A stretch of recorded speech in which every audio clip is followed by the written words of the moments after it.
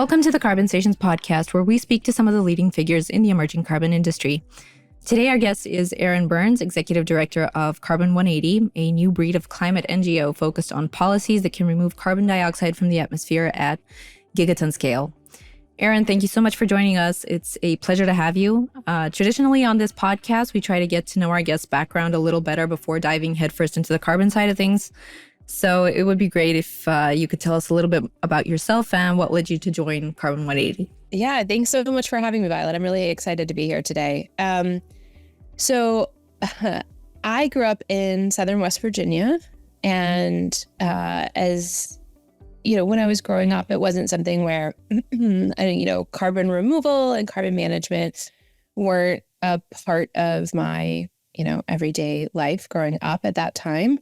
But certainly growing up in Southern West Virginia, we have close ties to, the history of coal mining in the area and the impacts of extraction industries. And so that was something that definitely shaped how I viewed the world growing up. And when I was thinking about what my career might be, I ended up working in the Senate. I came to Washington, D.C., and I worked for Senator Manchin, my home state senator, working on energy and labor issues for a pretty long time. And at that time, especially, I'm not sure if it's still true today, but at least in the Dem offices on the Hill, the energy and labor staffers it was always those two portfolios were always together because so much of the work that we did was tied up with the history of the coal sector and United Mine Workers and that sort of tie between labor and energy. And so I think it was a really unique experience in some ways to, both growing up in Southern West Virginia and coming into the Senate in that way to see the work that happens, whether it's on a local level or on a federal level, around energy is something that's very people-centric, that's very much about this sort of integration of things like labor practices and how that affects the community and the economy. And so I got to work a little bit on carbon removal in the Senate only because I, in 2015, met Noah Deitch, who was the co-founder of Carbon180, and he came in to talk about carbon removal. I'd been working on point source carbon capture for a while and had introduced this idea, in particular at the time, of direct air capture. And so I continued to work with Noah after I left the Senate and ended up joining Carbon180 in 2018 to start the DC office as our first policy director. And for me, what was so exciting about carbon removal at that time in the way that Noah and Gianna Amador, the other co-founder, and others at Carbon180 were thinking about it was this entirely new field. It was something that was absolutely necessary for climate. That was the motivation. It was a climate-driven need. That's why they worked on carbon removal. That's why you would do carbon removal at all. But there was an opportunity to think about how we worked on that in a policy space. We didn't come with, however many years of history of having already worked on this and navigating, past organizational positions. It was really an opportunity to say, this is something we need. It's important for climate. And how do we want to see that scale? And then we also had the benefit of having, a couple decades of clean energy and climate policy to look back to and see what was successful, what wasn't successful, and help inform and shape how we built and grew our organization. And that's also where you see a lot of the work, a central part of what we do at Carbon180 is around our environmental justice efforts and the environmental justice team and thinking about when these technologies and practices are deployed, how do you make sure that they are not only not furthering environmental injustice, but are there ways to use these, again, technologies or practices, deployment of things like carbon removal, not to just address climate, not to just remove the CO2 from the atmosphere, but help people, help address some of these injustices and support and empower communities. And so for me, it felt really tied to this opportunity to not just work on something that's really important for climate, but again, to go back to that integration of what does this mean for people? How is this going to actually be deployed and impact the communities that host these projects? Thank you. On that note, actually, would you mind breaking it down a little bit, like exactly what it is that Carbon180's work entails? Yeah, absolutely. So in a lot of ways, I think about us as a field building organization when we first started, carbon removal was extremely nascent. Folks often, when Noah and Gianna and others at Carbon180 spoke to folks about carbon removal, they'd explain, this is what carbon removal is, or this is even the term. It's not carbon renewal, it's carbon removal. And so they did a lot of different kinds of work at the time. So they convened something called the New Carbon Economy Consortium, which is a group of research universities and national labs that still exist today to coordinate across research. We had what was called our Leading with Soil work, which was at the time our chief scientist working with farmers and ranchers in the Mountain West to understand their barriers to implementing soil carbon health practices. We ran the first cohort of our Entrepreneur in Residence program, which was a sort of incubator that gave rise to, a number of folks in the, at Shashank, at Heirloom, came through at Jeremy, at Carbon Plan. And so a lot of it was really thinking about the field building piece of this. More and more, our work is really focused on U.S. federal policy, though I still think we hold to those field building roots. Carbon removal is a public good, meaning that, it's not something largely that's going to generate revenue. It's something that just has a cost. And so federal policy is going to play a really central role in scaling it. And federal policy needs to play a really central role in scaling it, not just because of the fact that it's a public good, but also because we need to scale this really well. We need to not just carbon removal. We need really good carbon removal, equitable, just, and highly accountable carbon removal. And so the majority of our work today is really focused on U.S. federal policy. So we do a lot of work to work with, we work closely with people who are what we would describe as on the ground. So that might be entrepreneurs who are working on new technologies, farmers and ranchers who are the ones who will implement, things like soil carbon health practices, foresters, and environmental justice organizations who might host these to understand what are the different needs of these groups and make a lot of recommendations around policy. So we played a big role, for example, in the early days back in 2018, 2019, in getting more R&D funding at the Department of Energy for carbon removal. There are a few pieces of soil carbon legislation that are out there that our team has been working really closely with legislators on. And so a lot of our work today is really focused on scaling U.S. federal policy to ensure that we do reach gigaton scale carbon removal. Speaking of legislation, one of the most important pieces, I think, as of late is the U.S. Carbon Dioxide Removal Leadership Act. Could you please speak to that and perhaps explain why it matters so much? Yeah, thank you for this question. So we are really excited about this bill. When I think back to the history of carbon removal legislation, again, back in 2018, 2019, a lot of the focus was on research and development. That we had the National Academies report that came out with this roadmap of this is what a research agenda for negative emissions technologies in particular would look like. And there was a big push around things like appropriations and getting, the first ever really dedicated dollars for carbon removal at the Department of Energy, because up until that point, there was essentially no funding going to carbon removal at the Department of Energy. And we've seen, luckily, tons of really broad support for additional R&D money. But we also have to be thinking about not just things like bringing down the cost of these technologies or addressing more fundamental science barriers around these different practices and pathways of carbon removal, but also, again, going back to this is a public good. So how do we think about what it means to scale carbon removal? And one of the things that we're really excited about, one of the tools that we're really excited about is this idea of federal procurement, that the federal government will purchase really good carbon removal. And there are a lot of benefits to this. And there are, this includes things like once the federal government starts buying carbon removal, this really, it requires them to set standards on what is really good carbon removal. And once they set those standards and purchase it, it also helps ensure that that other folks who are purchasing carbon removal, because it's something that we see happening already from private sector actors like the Frontier Advanced Market Commitment, that it also helps drive more private sector buyers into this, because the federal government is going to go through this process to say, this is what is high quality carbon removal. This is what gets the sort of federal stamp of approval, which sort of crowds in more buyers. And so this, early pieces of legislation like this bill that are going to, start setting the stage for what's the next wave of carbon removal legislation are so important, because we do have to think beyond, again, carbon removal is a public good. So we have to think about what's going to get it to scale a little bit differently than we do on other climate and clean energy technologies, like, say, solar or wind, where solar and wind are producing electricity. You can buy and sell those. You're making money off of that. That largely, again, carbon removal is something that costs something. It's not making you money. It's a public good, much more like waste management. And so you have to think about new kinds of policy mechanisms to scale it. Okay, thank you so much.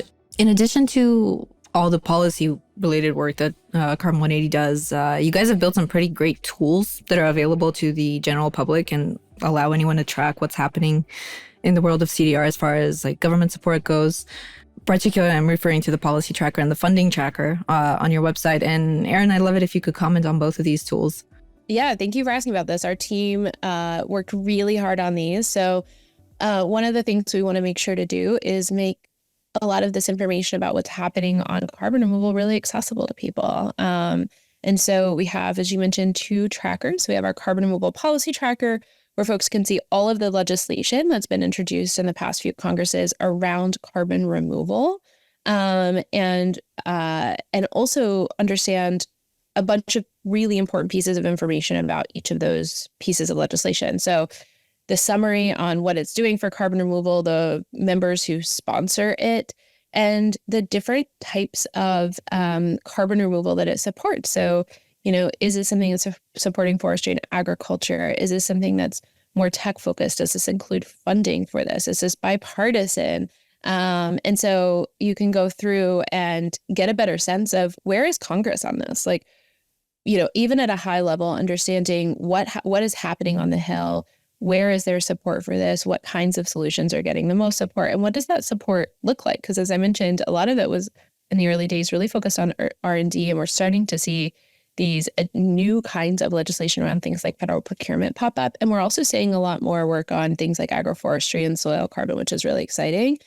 And we do need more funding. We need continued, sustained, growing research and development funding and federal funding for all carbon removal solutions. And this funding tracker in particular, I will say, as somebody who's worked on federal appropriations for more than a decade now, it can be a little dense to try and navigate, what's coming out of the Hill and, where is funding going. And especially if you look at, a lot of times I think folks, when they talk about carbon removal, unintentionally or not, kind of collapse it into something like direct air capture. And so when we talk about federal funding for carbon removal, it can be easy to say, oh, we have this bucket of money at the Department of Energy for direct air capture hubs, and we have this money under this authorized program for largely direct air capture or technological carbon removal. What can be harder to navigate is where we see funding for things like, again, soils or agroforestry come in, because it's not always going to be in this sort of dedicated, soil carbon removal pot. And so I was really excited that our team was able to go through and sort of pull out all of this information, share sort of where we see funding. And I think the other thing that's really important here is to see where we need additional funding, because we have seen things like $3.5 billion for direct air capture hubs, which is extraordinarily exciting. And it's not going to be just direct air capture that gets us to gigaton scale. We need lots of types of carbon removal, and that's going to require federal support to bring down the cost, to innovate new technologies, to support deployment. And so it's exciting to see, where this funding is actually happening by pathway, by department, and not just make sure it's not just collapsed into, okay, there's this bucket of funding for something like direct air capture.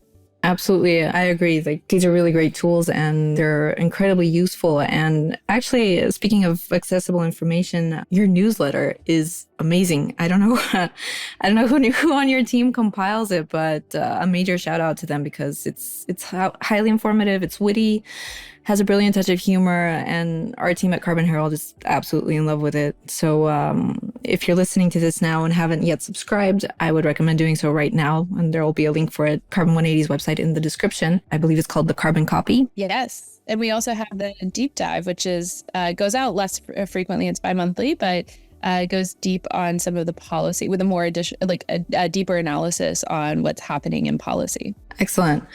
Yeah, so I think that is a very important part of what you do, is like getting people to actually know what you do. But on a slightly different note, I wanted to touch on the subject of environmental justice and its importance. I know that you recently partnered with XPRIZE on a report that's focused specifically on that.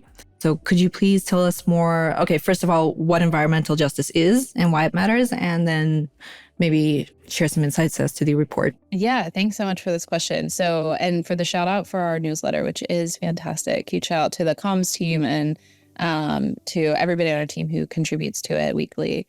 So environmental justice is a movement that came out of the civil rights movement. And when we think about how we want to work on carbon removal, this was something that was, we sort of early days of the policy team, when there were just a couple of us, spent a lot of time thinking again about, we have this opportunity to build a policy program from the ground up to, grow this organization in the early days. And what is important to us? What is, how do we want to work on this? What would we be really excited to come into work and do every day? And for us, I think one of the easiest answers was that we needed to make environmental justice a central part of our work. And so we do have a dedicated environmental justice team. They do a number of things, including we have a environmental justice re-granting program that provides multi-year grants to regional environmental justice organizations to build up their expertise and capacity on carbon removal, and specifically for them to help have those resources to understand carbon removal and make decisions about if and how they might want to see carbon removal deployed in the areas that they represent. And the other thing, one of the other things that we've done, as you mentioned, was this report with XPRIZE. And we've worked on and off informally with XPRIZE for a while and their team. And, XPRIZE is doing a lot of work to seed the early stage ecosystem, these entrepreneurs who are interested in building carbon removal companies. And so we saw this opportunity to work with them and say, for those folks who are going through the XPRIZE program, this is what it might look like to incorporate environmental justice into your work from day one, because that is something that is really core to whether we're talking about, specific projects. It's not coming in and building a project in a community, and after you've made a bunch of decisions about that project, then going to inform the community or ask them for input then. It's about incorporating it from day one. And so this opportunity to work for entrepreneurs, even before they're maybe starting projects at all, and just starting to think about how they're going to scale and how they're going to deploy their work, this opportunity to sort of try to embed these principles around environmental justice and help shape how the carbon removal field will scale was a really exciting opportunity. And also allowed us to provide, that information on what we've learned from working with environmental justice organizations, whether re-grantees or not. We have environmental justice experts on our team who can come and provide that sort of view and expertise to the XPRIZE teams.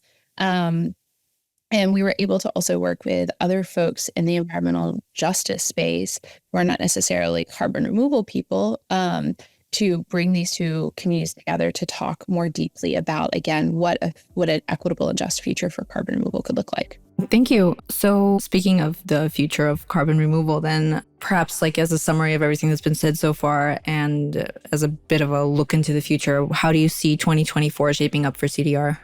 I think it's going to be a really exciting year for 2024. A few things in particular. So one is we've got this Director Capture Hubs program. We've got a couple dozen projects under the Director Capture Hubs program moving forward, including two of the, megaton projects, the first ever megaton carbon removal projects. And we're going to see sort of where the rubber meets the road here. We're going to see what it means to try to build large-scale direct air capture in the United States. And I think that is going to be a huge learning opportunity for the whole sector and certainly for us.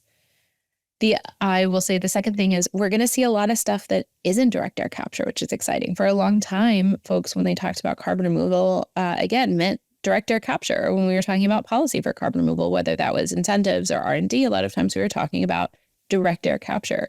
but we're seeing more and more projects that are using either new technologies or pathways. We're starting to see more folks engage with land-based carbon removal, ocean-based carbon removal. We have a report that came out last year on ocean carbon removal from my colleague, Dr. Sifeng Chen, and which was really fantastic. And looking at the opportunities to use the ocean to remove CO2 from the atmosphere.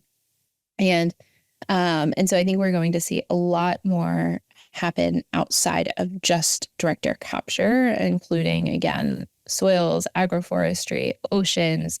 We're seeing a lot more on biomass and bikers. And so we're starting to see what a really robust carbon removal field looks like that goes beyond, includes what goes beyond things like direct air capture.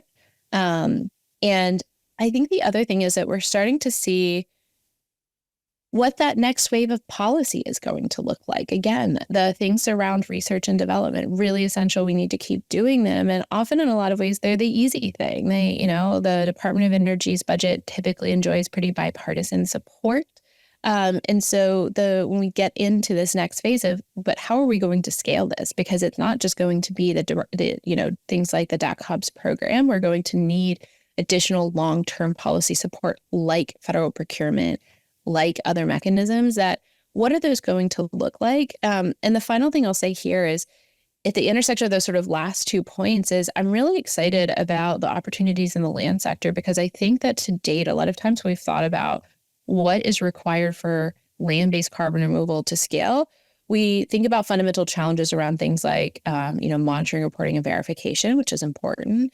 But a lot of the conversation, I think, has been trying to fit land-based carbon removal into sort of tech-based policy frameworks, tax incentive, things like that. And that might not be the best way. And so I think we're going to see a lot more expansive thinking on what does, not just, things like procurement, which are really important, but what do other ways to scale land-based carbon removal look like? And I think we're going to see a lot more resources from the field go into that. If you don't mind, I just kind of, because I've been speaking to people working in the soil carbon field recently, so it's very fresh in my mind, and I just wanted to get those specifics perhaps from you. Like, what's your observation of how that field is developing compared to like other carbon removal methods? Yeah, I think that's a great question. So we have something called our soil carbon moonshot that we wrote a while back that has a set of policy recommendations, and we've been working on legislation through the Farm Bill. And so I think the first thing I'll say is that there is a lot of support for this. There's a lot of really broad support for things like soil carbon practices. I think what'll be interesting is there's a few things that are pretty different from the tech-based side. I think the first is sometimes we will see policies that support or practices that support carbon in soils, but aren't really primarily focused on it. That we talk about in the tech-based side, we talk about the primary purpose of this technology, say, is to remove CO2 from the atmosphere, and then there may be other co-benefits to it. Whereas in the land-based side, we won't be talking about, okay, we're doing something, we're doing this conservation tillage, we're doing this other practice, and carbon just happens to be a co-benefit. And really, if tons are removed at the end of the day, like, that's what we're really going for. So there's, a lot of opportunity to think about this as, how does carbon removal fit in as a co-benefit to other policies, for example? I think it'll be really interesting to see how, in particular, the monitoring, reporting, and verification, or MRV discussion really evolves in the land-based sector, because I think you're seeing such a push in carbon removal on having really high-quality MRV. And I think some of this can be tied to this idea that, you're going to purchase a ton of carbon removal, for example. So you want to make sure that you have really, really strong MRV. And so I think it's really intertwined with this idea of, when people are thinking about soil carbon and the policies to scale it, are they assuming that it's going to be scaled in the same way as, tech-based carbon removal, in which case you're going to really prioritize, really rock solid MRV? Or are you going to see it scale in different ways that are more about practice, pay for practice, or other types of frameworks that have a longer history in the land side? And then the other thing I'll say that I think of as, from a policy perspective with land-based CDR, that's, I think, quite different from tech-based CDRs, in a lot of ways, if you're talking about something like direct air capture, there's not a super long like political or policy history. Even if you say, a lot of the direct air capture policy sort of came on the heels or, originally sort of on the back of things like point source carbon capture policy. If you're thinking about like the 45Q tax incentive was originally developed for point source capture. Direct air capture was added in 2018, and we've seen the value continue to increase for that particular credit. Even then, carbon capture policy is not like, you don't have like 100+ years of carbon capture policy, and you don't have, it's a relatively small sector when you talk about, say, like the history of ag policy in the United States or the history of forestry policy in the United States and all of the people that are involved in that. And so in some ways, it's going to be, I think ocean-based carbon removal is going to be similar, where you are coming into a very different policy and political landscape than you are with something like direct air capture, where people may not have ideas or opinions about this, or, they don't have sort of the long political or policy or voting history on the Hill around, direct air capture or point source carbon capture. Even when you come in and you're talking about soil carbon and ag policy and land policy and forestry policy, or again, like I think, again, this will be true when we think about ocean policy and how that's shaped, it has such a long, rich history, and there are a lot of different interests that are in that space compared to when we're thinking about what it is meant to scale, say, direct air capture policy. And so I think it's going to be a very, very different environment. We're starting to see this play out a little already around the Farm Bill, but I think that is something that will be a very different landscape for carbon removal folks, advocates, companies, et cetera, to come into compared to where we've been with, again, something like direct air capture.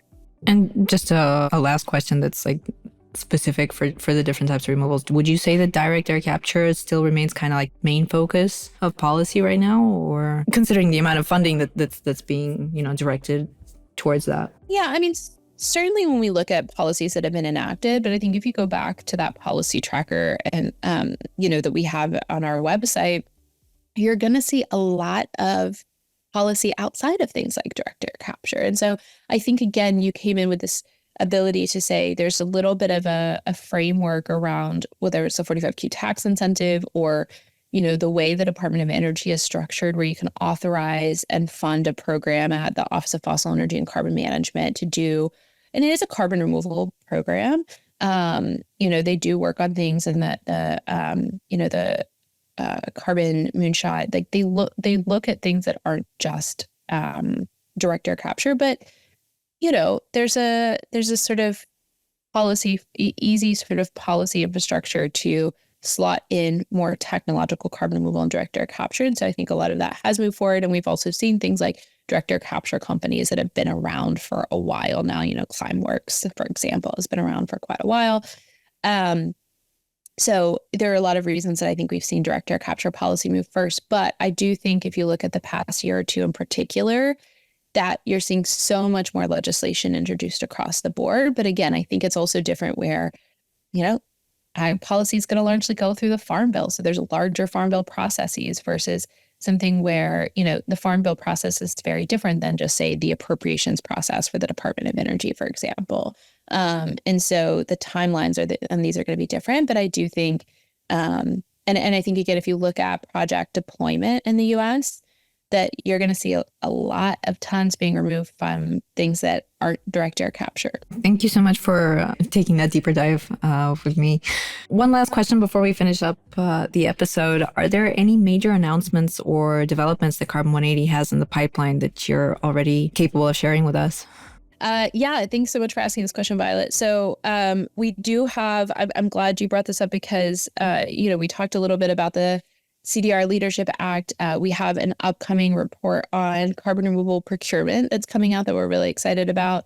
I also mentioned one of the big parts of our environmental justice work has been regranting, this idea that, part of our job in the space is to provide direct resources, financial and otherwise, to environmental justice organizations who want to learn more or build their capacity on carbon removal. And so we're continuing that regranting program. So we'll have That's going to continue this year. We might be able to share more soon on groups that we're working with and what that looks like.